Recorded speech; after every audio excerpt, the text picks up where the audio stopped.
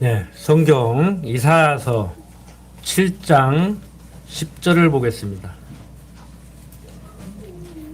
구약 성경 이사야서 7장 10절입니다.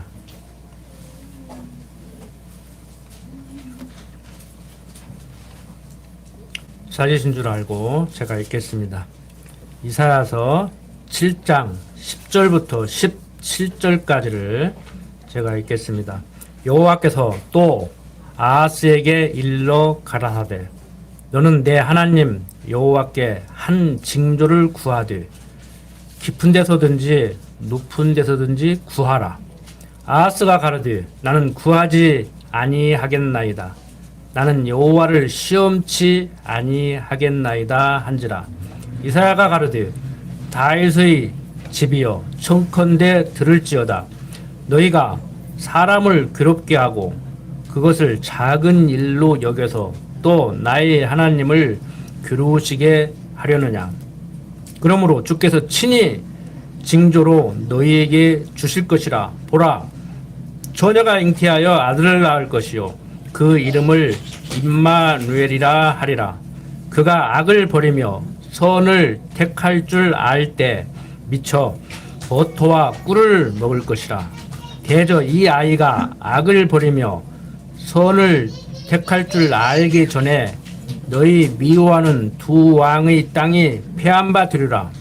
여호와께서 에브라임이 유다를 떠날 때부터 당하여 보지 못한 날을 너와 내 백성과 내 아비 집에 임하게 하시리니 곧 아수르의 왕의 오는 날이니라. 자, 오늘 성탄절을 맞이해서 이사야서 7장 10절부터 17절까지 내용을 통해서 그리스로 오신 예수가 어떻게 해서 오게 됐고 와서 하시는 일이 무엇인지, 하나님께서는 왜 그리스도를 보낸다고 약속하고 약속대로 예수를 그리스도로 보냈는지에 대해서 말씀을 드리고자 합니다. 자, 이사야서 7장 10절부터 17절까지 말씀은 어떤 내용의 말씀인가 하면 그 역사적 배경을 먼저 살펴보면은 주보를 참고해서 보시기 바랍니다.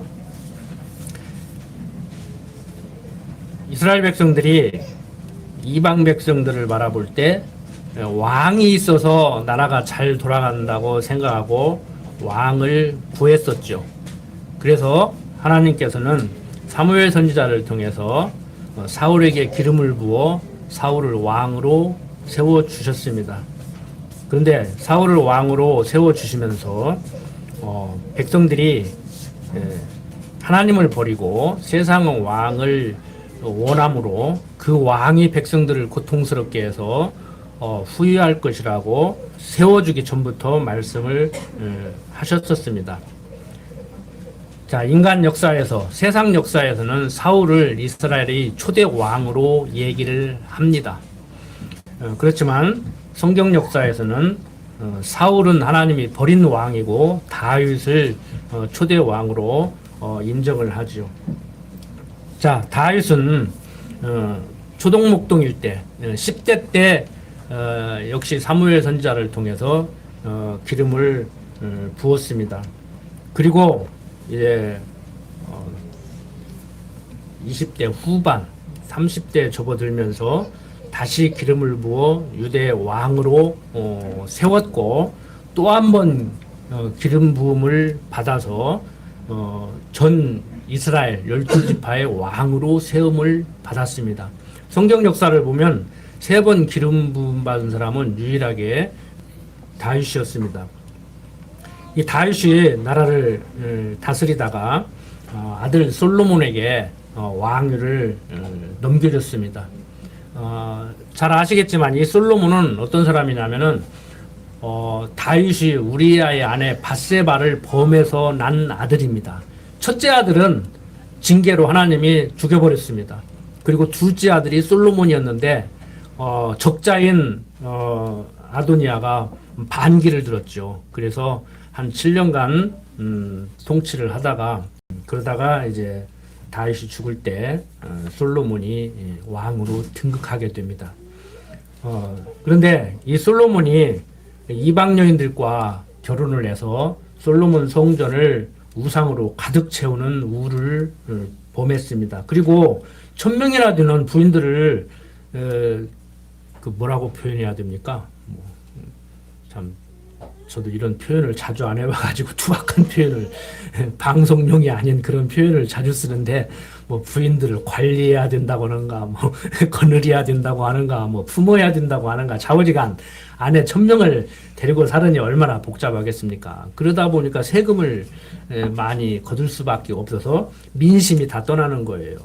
그래서 솔로몬이 죽자 솔로몬의 아들 르보암이 남유다를 유지하고 그러니까 유대 민족들은 끝까지 충성을 하는 거죠. 그리고 열집파 반이 솔로몬의 신복 부하였던 여로보암을 따라서 북이스라엘을 세우게 됩니다. 그 수도는 사마리아에 정하게 되죠. 그래서 이제 남북으로 나뉘어져서 대립을 하면서 이제 동족끼리 지금 우리가 그러듯이 서로 싸우고 전쟁도 하고 그렇게 살아갔습니다. 자, 여로보암과 르보암에 의해서 남북으로 나누어지게 된 것이 930년이라고 제가 여기다 적어놨는데 933년이라고 하는 것이 일반 학자들의 정설입니다. 그런데 한 3년 정도 차이는요, 이게 신경 쓰지 마십시오. 왜 그러냐면은 우리가 예수가 그리스도로 온 해를 기준으로 BC, AD로 나눈다고 지난번에 말씀을 드렸잖아요. 그런데 지금 현존하는 달력, 지금 세계인들이 쓰는 달력이 여러 달력이 있는데 율리우스력을 많이 씁니다. 이게 율리우스력이에요. 그리고 좀 어려운 얘기지만 그리고 그레고리력을 쓰는 나라도 있어요. 그러니까 지금 성탄절이 아닌 나라도 있다고. 그래서 지금 우리가 사용하는 달력으로는 연대를 추정해 보니까 BC 4년에 예수님이 태어났다 이렇게 얘기하는 것이 일반 역사가들의 정설이에요. 그러니까 달력이라는 것은 처음부터 달력을 만들어 놓고 시간을 계산하는 것이 아니고 달력이 생긴 지는 얼마 안 되잖아요. 그러니까 시간이라는 것은 태초부터 시작해서 쭉 이어왔는데 사람들이 어떤 분기점을 만들고 그 전을 BC라고 하고 이제 AD라고 이렇게 한단 말이에요. 그러니까 인간들이 만들어 놓다 보니까 뭐 정확히 절대적인 것이 아니니까 그런 오차가 생기고 그런 문제가 생깁니다. 그러니까 자유주의 신학자들이 성경은 편집된 문서다. 예수가 온 날도 정확히 얘기 못한다 그러는데 여러분들 우리가 온 날은요 그냥 그 언제 그날 왔어요. 뭐 해마다 뭐 그날 왔다 그러는데 지난번에도 말씀드렸지만 해마다 생일잔치였는데 그 인간들이 정해놓은 어떤 문화 속에서 그러는 것이지 내가 온 날은 64년 전에 66년 전에 그때 와서 그냥 쭉 살아가는 것이지 해마다 뭐 이렇게 돌아가는 게 아니라고. 그래서 우리가 조금 역사에 대해서 여러분들이 이해를 할 때 성경을 공부할 때 생각을 좀 달리 해야 돼요. 지금 우리 문화 속에서 성경을 이해하려고 하다가 보니까 일단 시간이 안 맞고 연대가 안 맞고 그런 문제가 생깁니다. 자, 때는 이제 한 200년 조금 지금 안 됐죠? 아니 넘었나? 933년에서 735년이니까 한 200년쯤 됐죠? 그러니까 지금 이 이사야서 7장 10절부터 17절까지 이 내용이 역사적 배경이 언제냐면은 예수님 오시기 전에 735년 전 얘기예요. 그러니까 예수님 오시기 전에 933년 전에 남북으로 이스라엘이 나눠졌고 남북으로 대립을 하는 가운데 지금 735년에 BC 735년에 일어났던 일을 지금 우리는 공부를 하고 있는 거예요. 자, 이때 상황이 어땠냐면은 북이스라엘의 왕은 베가였고 남유다의 왕은 아하스였습니다. 그런데 북이스라엘은 아람을 유지해요. 이방 나라인 아람 나라를 의지하고 있다고 동맹을 맺은 거예요. 군사 동맹을. 북한은 중국하고 우리는 미국하고 이렇게 군사 동맹을 맺듯이 그렇게 지냈단 말이에요. 북이스라엘은 베가가 왕이었는데 아람하고 동맹을 맺고, 남유다는 아하스가 왕이었는데 아수르하고 동맹을 맺었어요. 그러니까 이사야 선지자를 보내서 지금 아하스 왕에게 하는 얘기예요. 너 지금 나를 의지하지 않고 아수르를 의지하고 있는데 그 아수르 의지하지 말고 내가 남유다를 보호한다는 것을 확신하고 그 징조를 구해라. 네가 징조를 구하면은 내가 남유다 아하스 너를 보호한다는 것을 내가 징조로 보여주겠다. 그렇게 얘기를 하는 거예요. 자, 여호와께서 또 아하스에게 일러 가라사대 너는 내 하나님 여호와께 한 징조를 구하되 깊은 데서든지 높은 데서든지 구하라. 이렇게 얘기를 했어요. 그러니까 아하스가 가르되 나는 구하지 아니하겠나이다. 나는 여호와를 시험치 아니하겠나이다 한지라. 이사야가 가르되 다윗의 집이여 청컨대 들을지어다. 너희가 사람을 괴롭게 하고 그것을 작은 일로 여겨서 또 나의 하나님을 괴로우시게 하려느냐?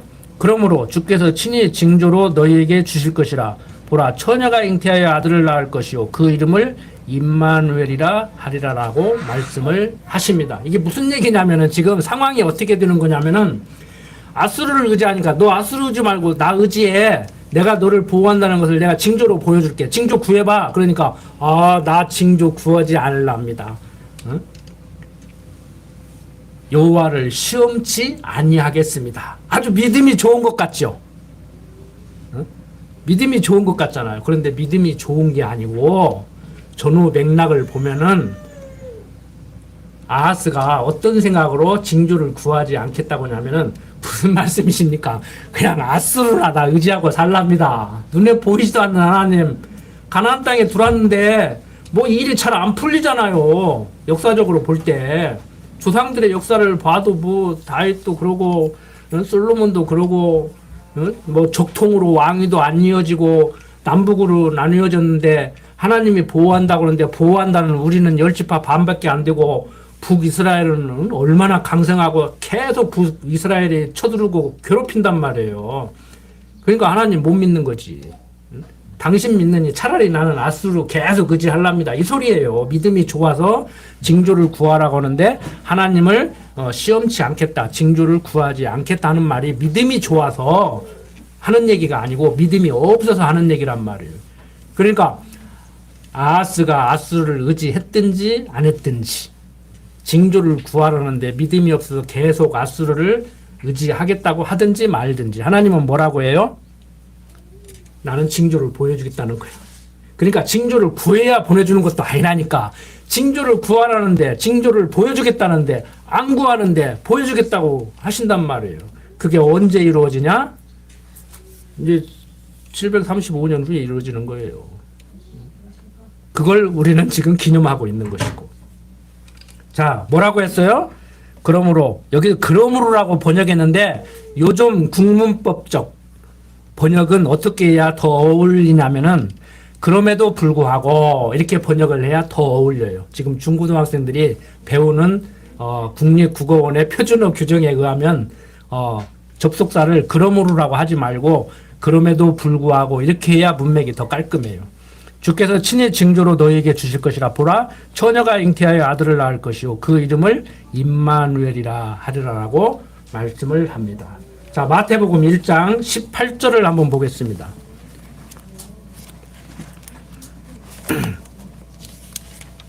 마태복음 1장 18절 보면 예수 그리스도의 나심은 이러하니라. 그 모친 마리아가 요셉과 정혼하여 동거하기 전에 성령으로 잉태된 것이 나타났더니 그 남편 요셉은 의로운 사람이라 저를 드러내지 아니하고 가만히 끊고자 하여 이 일을 생각할 때 주의 사자가 현몽하여 가로되 다윗의 자손 요셉아 내 아내 마리아 데려오기를 무서워 말라. 저에게 잉태된 자는 성령으로 된 것이라. 아들을 낳으리니 이름을 예수라 하라. 이는 그가 자기 백성을 저희 주에서 구원할 자이심이라 하니라. 이 모든 일이 된 것은 주께서 선지자로 하신 말씀을 이루려 하심이니 가라사대 보라 처녀가 잉태하여 아들을 낳을 것이요 그 이름은 임마누엘이라 하리라 하셨으니 이를 번역한즉 하나님이 우리와 함께 계시다 함이라. 요셉이 잠을 깨어 일어나서 주의 사자의 분부대로 행하여 그 아내를 데려왔으나 아들을 낳기까지 동침치 아니하더니 나음에 그 이름을 예수라 하니라. 그러니까 예수가 그리스도로 오신 것은 이미 700여 년 전에 이사야 선지자로 하여금 아하스에게 약속했던 그 약속을 이루시는 하나님의 섭리 가운데 이루어지게 된 거란 말이에요. 자, 그리스도를 보낸다고 약속하고 약속대로 예수를 그리스도로 보냈지요. 그가 직접적으로 지상세계에서 하시는 일은 근본적으로는 하나님의 언약을 이루어가는 섭리 방법으로 그리스도를 약속하고 예수를 그리스도로 보냈지만 그리스도로 보냈다는 얘기는 구속주로 보냈다는 얘기예요. 자기 백성을 저희 주에서 구원하실 자로 보냈다는 얘기예요. 그래서 우리가 구원론적으로 얘기하면 예수를 믿어야 구원받습니다. 아니, 우리의 구원의 길은 오직 예수입니다. 내가 길이요 진리요 생명이라고 한 그 말씀대로 예수만이 우리를 구원의 길로 인도할 수 있다는 얘기입니다. 어떠한 자들 같이 포스트 모더니즘주의자들은 불교에서 말하는 극락과 기독교에서 말하는 천국이 같은 곳인데 목표는 같고 정상은 하나인데 가는 길이 다르다. 이게 종교다원주의예요. 종교다원주의라고. 그런데 그렇지 않죠.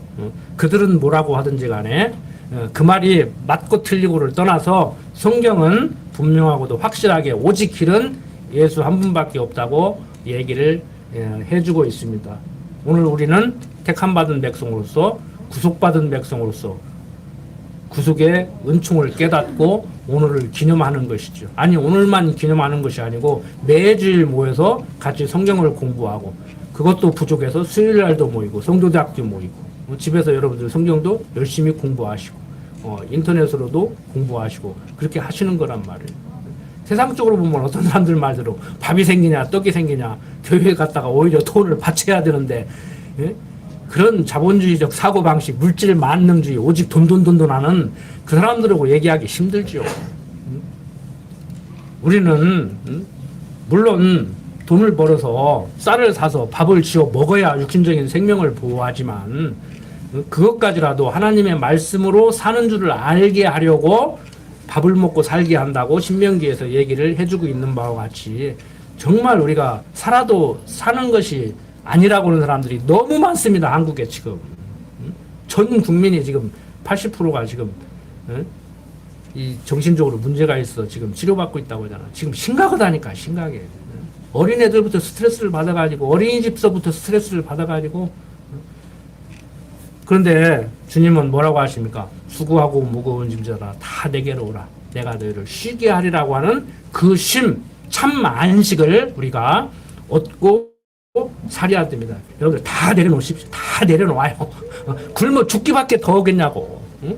굶어 죽기밖에 더 하겠냐고. 요즘 세상 얼마나 좋아요.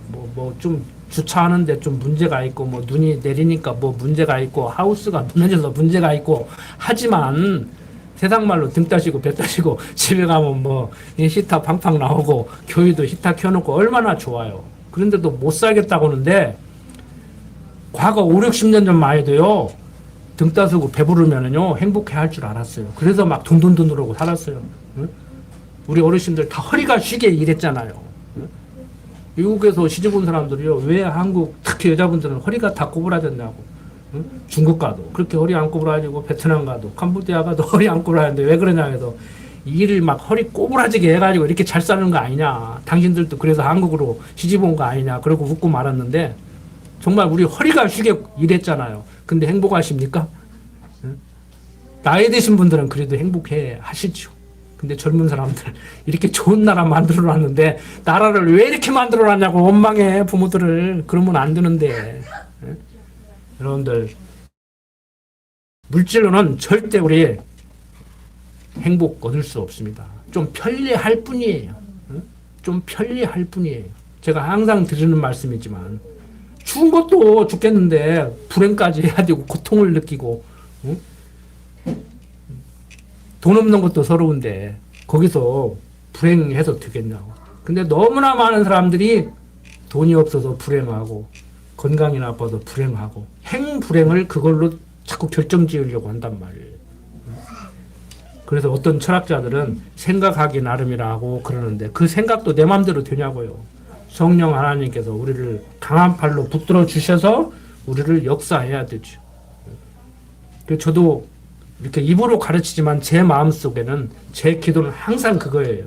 우리 성도님들 성령 하나님께서 붙들어 주십시오. 내가 아무리 잘 가르친다고 대충 가르치겠다는 얘기는 아니에요. 열심히 가르치지만 내가 아무리 제대로 가르쳐도 성령 하나님께서 강한 팔로 붙들어 주셔서 인도하시지 않으면 절대 불가능합니다.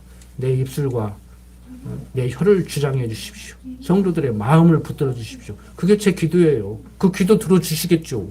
이 엄동설하나 길도 미끄러운데 여기까지 오신 여러분들 하나님 모르시겠습니까? 저보다도 더 잘 아시죠. 여러분들의 마음을 여러분들이 잘 알지 제가 더 잘 알겠습니까? 여러분들의 마음을 여러분들보다 하나님이 더 잘 아신다니까. 그 하나님께서 우리를 보호하신다. 다른 것 다 없어요. 오늘 또 마지막 주일이에요. 뭐 주일, 성탄절, 마지막 주일 다 겹쳤어요. 올 한 해 하나님이 어떻게 인도하셨습니까? 조금 생각보다 안 좋게 인도하셨다는 분도 있을 것이고 생각보다 조금 좋게 인도하셨다는 분도 있을 것이고 그저 그렇다 하는 분도 있을 것입니다. 내년에 또 어떻게 인도하시는가 보자고요. 내년도 마찬가지겠죠.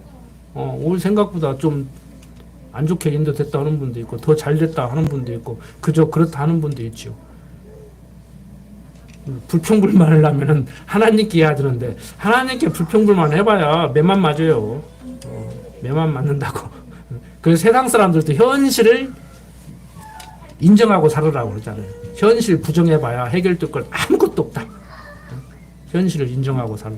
우리는 현실을 인정하고 사는데 세상 사람들이 말하는 같이 하나님을 여호와로 알고 살고 그분의 섭리를 인정하면 현실을 인정하고 살게 됩니다.